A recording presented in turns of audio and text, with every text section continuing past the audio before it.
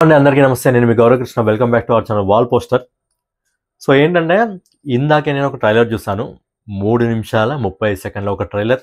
అది కూడా ఎవరో ఒకరు ఫోన్ చేసి ట్రైలర్ చూడు బాగుంది అని చెప్తే దాదాపు 24 గంటలు అయిపోయింది ట్రైలర్ రిలీజ్ అయ్యి. ట్రైలర్ రిలీజ్ అయినాక 24 గంటల తర్వాత నేను ఏదైతే ట్రైలర్ చూసానో ఆ ట్రైలర్ చూసినప్పుడు నా ఎక్స్పీరియన్స్ నిజంగా వేరే లెవెల్లో ఉంది. బేసిక్గా ఈ 2025లో చాలా పెద్ద సినిమాలు రావడం జరిగింది, చిన్న సినిమాలు రావడం జరిగింది. కొన్ని సినిమాలకు సంబంధించిన ట్రైలర్లు ఆకట్టుకున్నాయి, కొన్ని సినిమాల ట్రైలర్లు మనల్ని మెప్పించాయి. బట్ ఏదైతే చిన్న సినిమాలు కూడా ఈ ఇయర్ వచ్చినవి చాలా ట్రైలర్లు మెప్పించడం జరిగింది. కానీ ఈ 2025లో ఇప్పటి వరకు ఆల్మోస్ట్ ఇది 11th మంత్ రన్నింగ్. ఈ 11th మంత్లో పర్సనల్గా నా ఒపీనియన్ చెప్తున్నాను, నేను చూసిన బెస్ట్ అంటే బెస్ట్ ట్రైలర్ రాజు వెడ్స్ రాంబాయి. చాలా అంటే బెస్ట్ ట్రైలర్ నేను చూసిన దాంట్లో నిజంగా హార్ట్ నుంచి వస్తుంది ఇది. ఈ మధ్యకాలంలో నాకు తెలిసి ఇలాంటి ట్రైలర్ చూడలేదు, రాలేదు.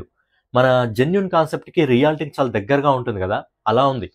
ఎలాంటిదంటే మన ఇంటి పక్కన జరిగే స్టోరీ, మన ఇంటి ముందున జరిగే స్టోరీ, మన ఇంటి పక్కన మన రియాలిటీలో ఏదైతే ఉంటుందో అలాంటి స్టోరీ ఉంటుంది కదా, సేమ్ అదే విధంగా ఉంది స్టోరీ. ఈ స్టోరీలో మెయిన్గా హీరో యాక్టింగ్ కానివ్వండి, హీరోయిన్ యాక్టింగ్ కానివ్వండి, అలాగే ఎవరైతే ఫాదర్ రోల్ చేయడం జరిగిందో ఐ థింక్ చైతు జొన్నలగడ్డ, మన సిద్ధు జొన్నలగడ్డ వాళ్ళ బ్రదర్ అనుకుంటా. నిజంగా ఆయన యాక్టింగ్ వీళ్ళిద్దరికంటే చాలా అంటే చాలా రూడ్గా, అంటే ఒక సినిమాకి సంబంధించిన ట్రైలర్లో మనకి ఏమేమి కావాలో అన్నీ చూపించడం జరిగింది. కొంచెం లవ్ ఉంది, కొంచెం రొమాన్స్ ఉంది, కామెడీ ఉంది.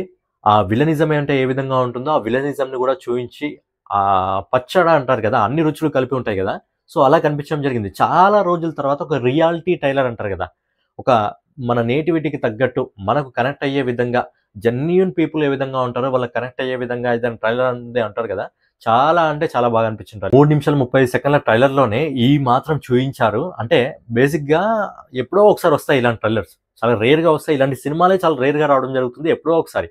ఇలాంటి సినిమాలు వచ్చినప్పుడు ఖచ్చితంగా మిస్ చేసుకోవద్దు అనేది ఆడియన్స్కి కూడా అర్థమవుతుంది. సినిమా నవంబర్ 21వ తారీఖున రిలీజ్ కాబోతుంది. నాకు తెలిసి 2025లో చిన్న సినిమాల్లో ఉత్తమ చిత్రంగా నిలవబోతుంది. ఇది ఖచ్చితంగా 2025లో రాజు వెడ్స్ రాంబాయి ఉత్తమ చిత్రంగా నిలవబోతుంది. ఇది రాసి పెట్టుకోండి మీరు. చాలా రోజుల తర్వాత హార్ట్కి ఒక ఫీలింగ్ కలిగింది, ఎంత మంచి ట్రైలర్ చూసాం రా బాబు అన్నట్టు అనిపించింది. అండ్ 3 నిమిషాల 30 సెకండ్లు ఉన్న ఈ ట్రైలర్లో 2 నిమిషాల 40 సెకండ్ల దగ్గర ఏదైతే మ్యూజిక్ రావడం జరిగిందో అబ్బా టచ్ చేశారు, నిజంగా హార్ట్ని టచ్ చేశారు.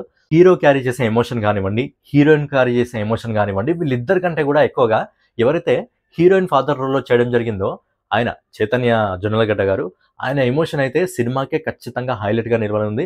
మరి పూర్తి ఎమోషన్తో అయితే సినిమాని నింపేయడం జరిగింది. ఎమోషన్, సెంటిమెంట్ అన్ని సినిమాలో కనిపిస్తున్నాయి కాబట్టి తెలుగు ఆడియన్స్కి చాలా రోజుల తర్వాత నాకు తెలిసి ఒక కనువిందు చేసే సినిమా రాబోతుంది అని చెప్పి నాకు హార్ట్ఫుల్గా అయితే అనిపిస్తుంది. మన నవంబర్ 21వ తారీఖు వరకు వెయిట్ చేస్తే సినిమా ఎలా ఉంటుంది అనేది తెలుస్తుంది. సో చాలా రోజుల తర్వాత ఒక చిన్న సినిమా మంచి విజయాన్ని సొంతం చేసుకోబోతుందని అర్థమవుతుంది.